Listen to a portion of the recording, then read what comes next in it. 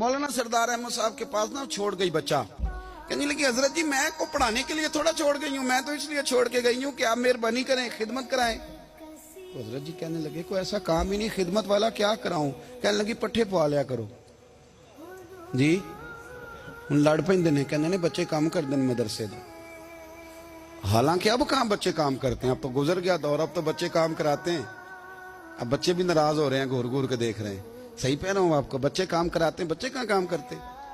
कहने लगी ये चारा डाले करेगा आपकी भैंसों को। तो हजरत ने उसको कहा कि बीबी चारा मेरी भैंसों को डालने के लिए मैंने बंदा रखा हुआ है, वो तू जा ले जा। कहने लगी हाथ बांध के हुजूर मेहरबानी करें रख ले चारा डाले। और पुत्र तवज्जो से चारा डालना हजरत की भैंसों को।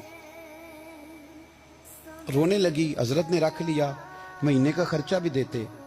शाम को ना वो सारा दिन काम करता, शाम को आके पैरों में भी बैठ जाता। हजरत जी लाएं तेल थोड़ा सा।